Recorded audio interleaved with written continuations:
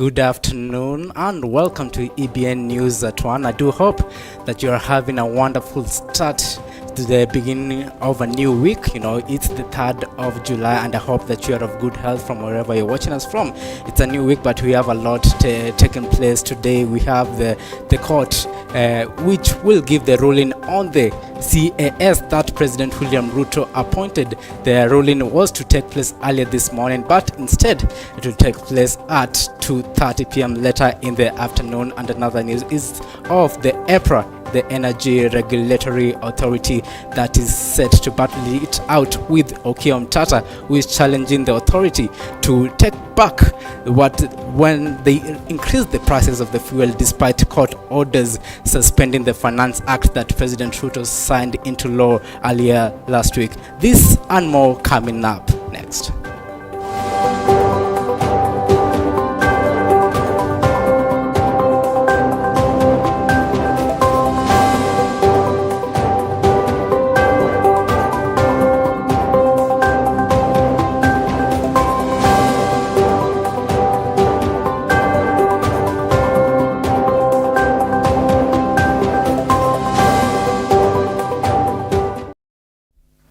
Right, my name is Victor Enzobeli, and remember you can follow this bulletin live on our social media pages at Facebook and on YouTube at TV EBN. Now, to kick off our bulletin today, on July 3rd, the High Court is set to deliver a verdict that will determine the future of the 50 chief administrative secretaries who were appointed by President William Ruto. This comes after a petition was filed challenging the manner in which they were appointed.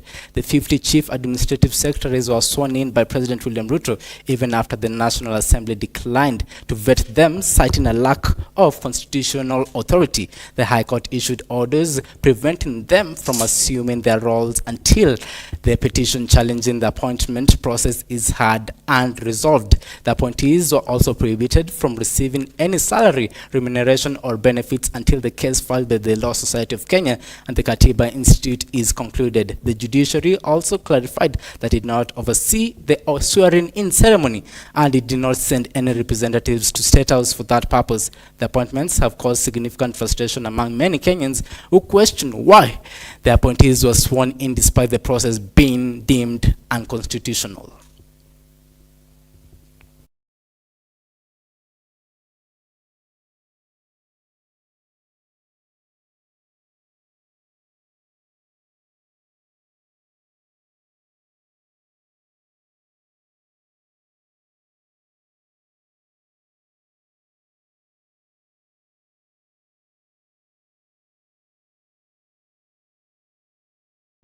Right, that is what is set to take place today. Like I mentioned earlier, the court will give a ruling at 2:30 p.m. and we will keep you updated on how it unfolds. Now to our next story, where traders at Londiani Junction have resumed their regular activities just 2 days after a tragic accident that claimed the lives of 52 people in the area. According to the traders, they have returned to the junction because it is where they earn their livelihood and they have no other option as their children are in need of food. Although things are gradually getting back to normal, the container responsible for the damage has not yet been removed from the scene. Joseph Cherorot, the Member of Parliament for Kipkelion East, mentioned that they are waiting for the Kenya Revenue Authority to arrive and break the seal on the container. Once that is done, the cement inside will be unloaded. However, efforts to contact the truck's owner have been unsuccessful so far, as stated by the officer commanding Police Division. The work is still ongoing. The medics are working on them. They are only saying they have a challenge of about 5 who they cannot recognize who they are, and their parents or their families have not come up to identify them. We've managed to mobilize a portable morgue, really to decongest and really support Londiani Sub-County Hospital in the sense that their capacity was 16 as indicated by the in-charge. Our CPD has been trying to call the owner of the truck, but he's not been picking. You know, this truck doesn't belong to this country. It is from Rwanda. So we are waiting actually to see what will happen. Right. The Salaries and Remuneration Commission has defended the proposal to increase salaries for top government officials. This was after a proposal was turned down by President William Ruto, especially for elected leaders. SRC chairperson Lynn Mengich said COVID-19 had affected the salaries review, but now things are back to normal. And now here's Belinda William with the report. The Salaries and Remuneration Commission (SRC) will proceed with its planned salary review for all public sector workers, including state officers, despite President William Ruto's public remarks advising against pay increments for highly paid senior officials. As an independent body under the Constitution, the Commission clarified that it will continue to gather public feedback on the proposed review until July 13th. Subsequently, it will publish the new salary structure for state officers later this month and provide guidance on adjustments for other public officers. The SRC acknowledges the President's comments but views them as part of the public participation process, treating them like any other input received. The President also asked for specific information. You remember he said there is an information he requires from the Commission. Let me say that from the, and I will just quote for you Article 254 of the Constitution, and it is up Article 2. And it says at any time, the President, the National Assembly, or the Senate may require a commission or holder of an independent office to submit a report on a particular issue. So when he then says it is the commission to give him that information, and he was specific, it was on the compression ratios, that request is not outside, is right. Last Friday, William Ruto instructed the SRC to freeze wage increases for state officers, expressing concerns about widening pay disparities. Hiyo mshahara watu wanasema hakuna for now, na hata nyinyi waziri. However, the SRC argues that individual state officers have the prerogative to decline salary increases based on their personal choice. The Commission emphasizes that its review of the gross monthly remuneration for state officers aligns with international standards, ensuring that the average pay falls below the median income for comparable roles in the civil service. They actually said, I want to be elected. So that's where we begin, that you began by taking a job knowing the pay. Then once you take a pay, remember for elected officers, it is a new contract. It is not a continuation. So you cannot say that there is something that I was owed that has been removed. Reporting for EBN, I'm Belinda William. All right, thank you, Belinda, for that report. Now, moving on, President William Ruto has decided to lift the ban on logging, making this announcement during a church service in Molo yesterday, concerned about mature trees decaying in forests while locals faced timber scarcity. The president criticized the situation as foolish. To address the issue, President Ruto declared the reopening of the forest for timber harvesting. The primary objectives are to create employment opportunities for the youth and stimulate business growth. However, Greenpeace Africa has expressed caution against lifting the ban, arguing that doing so will undermine the progress achieved thus far and expose the forests to unrestricted commercial and illegal logging. The ban was initially imposed in February 2018 by the previous government to combat widespread illegal logging and increase the nation's forest coverage to 10%. Imesemekana wakati nilikuwa hapa tuliwaambia maneno ya Elbagon na Molo hapa, mlikuwa ni wafanyabiashara wakubwa sana wa mambo ya mbao, si ndio? Dunia hii ilikuwa dunia ya mbao. Tukaenda, kuna waziri mwingine mjinga, alikuwa mjinga siku hiyo, alienda akazuia mambo yote ya forest ikapotea. Sasa miti inaoza huko kwa msitu, watu wanahangaika pande hii, hawana mbao. Unaona ile ujinga iko hii Kenya. So hiyo maneno yote sasa tumeondoa na tumesema tutafanya na mpango. So tumelift ile moratorium ambayo ilikuwa imewekwa, na pia tumeondoa ushuru. Na tumesema, unajua ndio ujue iko tabu hii Kenya. Wale walizuia miti isikatwe hapa ile iko tayari, ndio walienda sasa wakapanga ati furniture, kitanda, sijui meza, sijui kiti, ati inatolewa China. Unaona ile ujinga iko hii dunia. Sasa mimi nauliza nyinyi, kitanda na meza na hii inahitaji msumeno, nyundo, randa na msumari. Na vijana wetu hao wanaweza kufanya hiyo kazi. Iko haja ya kwenda kuleta kutoka Ulaya?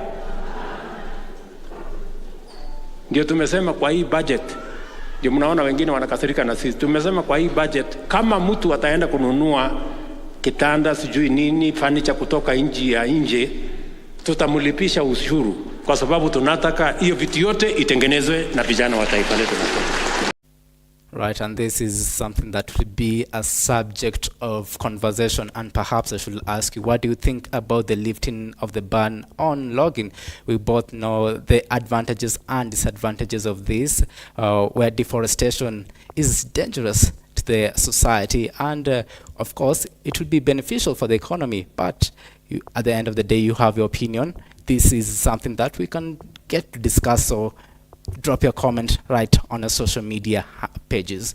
Now moving on, Busia Senator Okiya Omtatah has given the Management of Energy and Petroleum Regulatory Authority an ultimatum to obey a court order that temporarily suspended the implementation of the Finance Act 2023 from taking effect for a week. In a tweet yesterday, the Busia legislator said he spoke to EPRA's managing director, notifying him of his intentions if the authority fails to comply with the court order. This is as the Senate Speaker Amason Kingi claimed that a letter cited by Busia Senator and activist Okiya Omtatah to have the Finance Act suspended, but the courts had already been withdrawn and was therefore null and void. On Friday, most motorists did all they could to fill their tanks, since they knew that EPRA was going to strike. And strike it did, hiking the price of fuel by over 13 shillings per litre. Shortly afterwards, the courts declared themselves, granting Busia Senator Okiya Omtatah his petition suspending the implementation of the bill. Hours later, the status had not changed. The price of fuel was still the same, drawing the wrath of Kathiani MP Robert Mbui. Teni sana kwa kuchagua huyo shupavu, hiyo shujaa. Ameenda kotini, amesema hiyo mambo ya Finance Act 2023 isimamishwe. Na koti imeamua ifanye nini? Even after the court kuamua isimamishwe, EPRA wale wamesimamia mafuta wametangaza 16% VAT. Juzi mumeona mswada umeletwa bunge, Wakenya wakaulizwa, wakasema wameukataa. 93% ya Kenyans wakasema no. Alafu ulipokuja bunge, ati wabunge wanapitisha. Sasa mimi najiuliza, wale wabunge wako bunge la taifa la Kenya, wanaongea sauti ya nani? And now the Speaker of the Senate, Amason Kingi, claims that the Busia senator used illegitimate documents to mislead the courts in granting him his prayers. The Speaker says the document Omtatah used to convince the court had already been withdrawn and was therefore not a valid document. He's now calling on the court to reverse the decision on the Finance Act. The move by the court rubbed leaders from Kenya Kwanza the wrong way, as the Chief CS Musalia Mudavadi decried the decision by the courts. At all times, public interest must be taken into account when decisions are made. The issue in court is a procedural issue, not even substance in terms of the law, but a mere procedural issue. Surely, whoever made this decision, I hope you'll reflect. Because how can a procedural issue supersede public interest? It is not possible, and it is not good for this country that public interest is taken for granted. I hope the judiciary, in its own wisdom, will also make corrective action, because Kenya is moving and is racing against time. With the implementation of the Act, the pump prices jumped by over 13 shillings to reach the highest level ever for the country. This coming week is going to see battles between the government, opposition and the courts, as the courts seek to have the suspension of the Finance Act enacted while the government resists. Laikipia MP Mwangi Kionjori has already fired the first salvo, accusing the opposition of failing to come with an alternative act. You cannot come in to blame the government and yet you're not giving us an alternative. All what you're asking as a new leadership and their leader Raila Odinga is that come with your financial bill, an alternative of what Ruto tabled in the House. And then tell Kenyans, this is the way I would collect taxes, this is the way I would manage the government.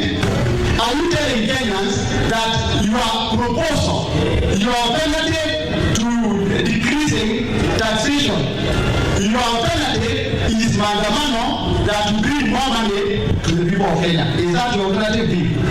Kenyans are no longer vulnerable. They understand the issues. Yes, they are going through pain, but please let Kenyans sort out their...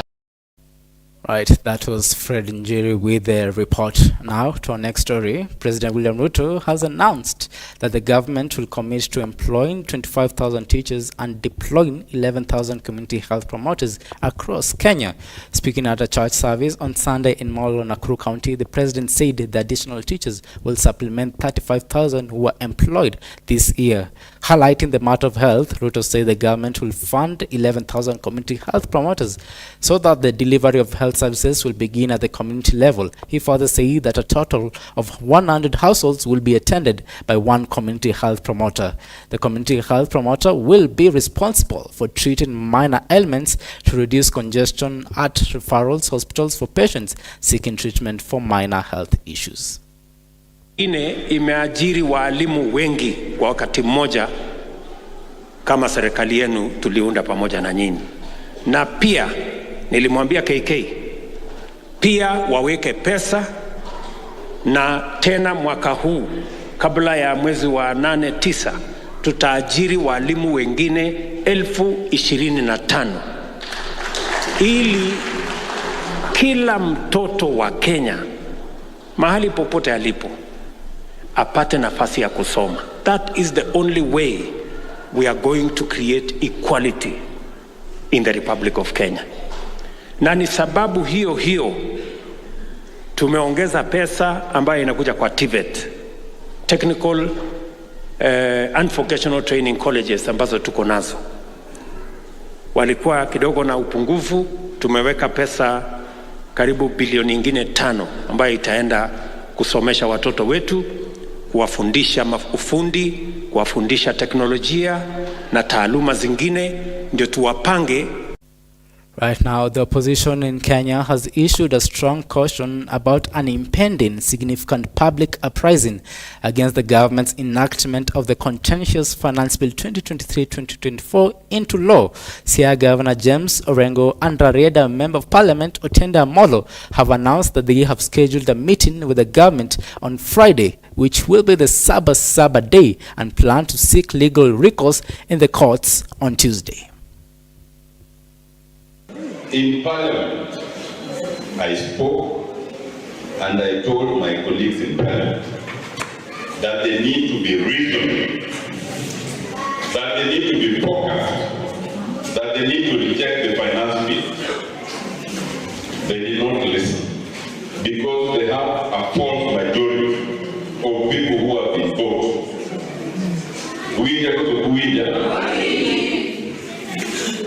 But I told them that even if they pass that bill, which is now an act, there are two more hurdles. The next stage will be the courts.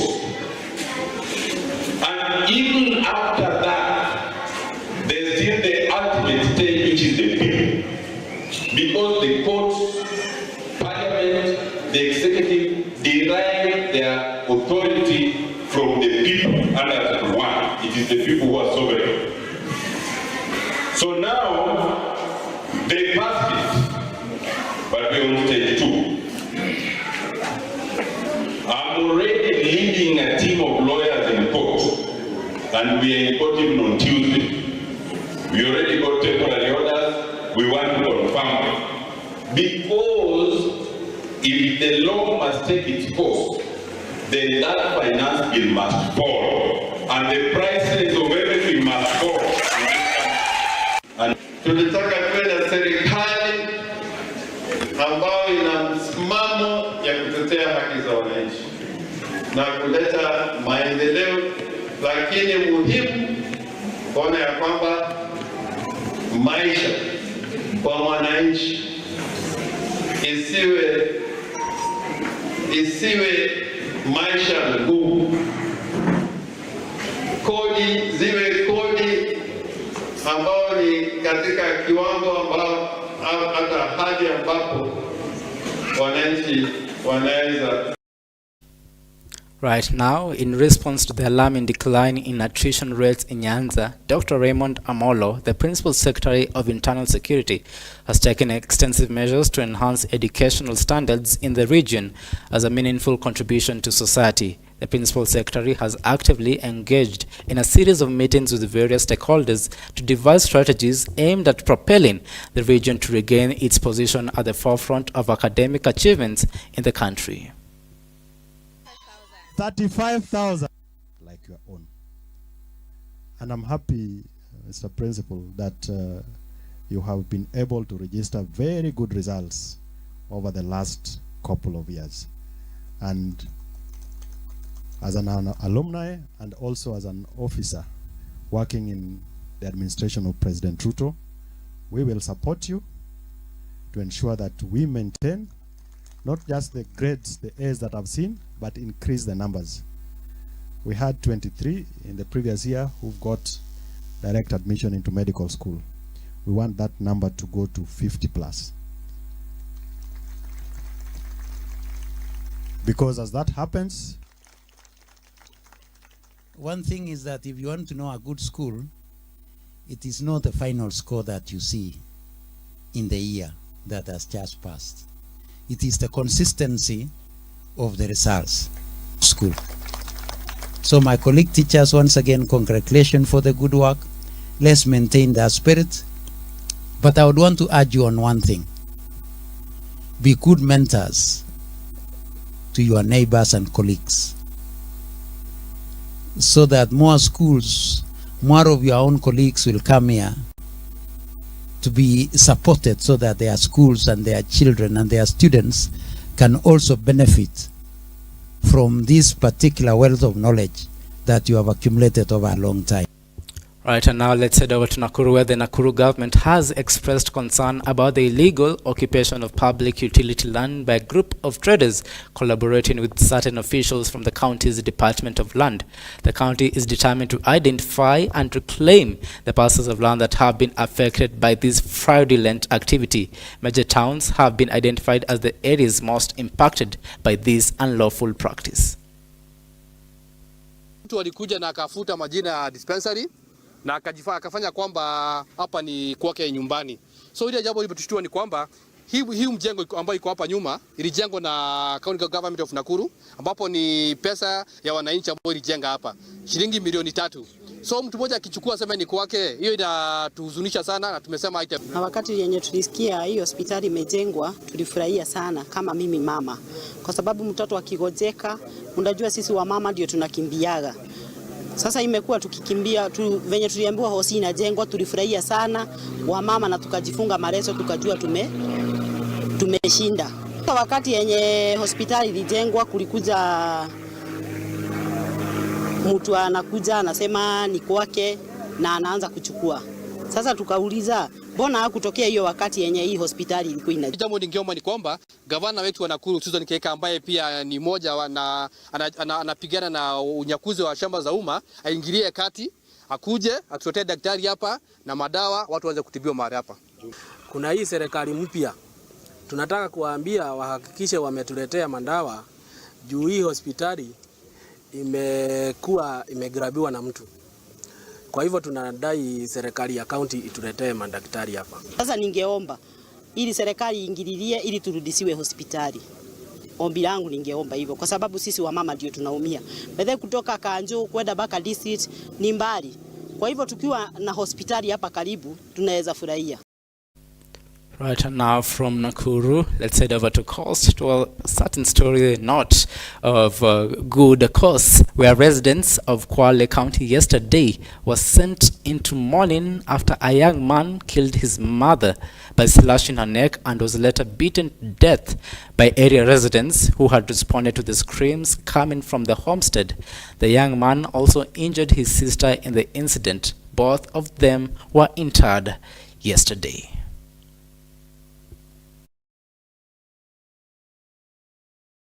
Fika kama una mama ashakatwa hivi, hii shingo ishakatwa, mama ameanguka mpaka hana la kusema tena. Yule mamake aliuza ploti kwa sababu ya watoto waende shule. Sasa yule kwa sababu alikuwa hana mtoto akadaisha kuwa na yeye ni alipwe apatwe haki yake, na zile pesa zote zikawa zimepelekewa watoto shule. Sasa ikawa hakuna pesa ambayo imebaki. Yeye inamia kushika mama kati mama amekatwa na yeye akapigwa laki la hapa. Mimi nishafika mlangoni amegeuka sasa nataka kupasua tu kila mtu hivi. Ameshika panga anataka Mimi nilishika lile panga, sikuamini kama nitaweza kushika lile panga. Lakini Mungu akanipa nguvu. Nikajizuia nikashika lile panga nikaliondoa nikasema tujitume.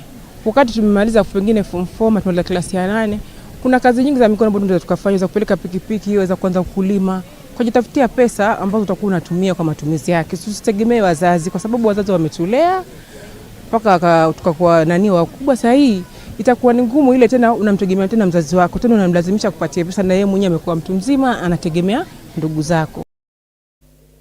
Right, that was a very unfortunate incident that just reflects how the society keeps on deteriorating day by day.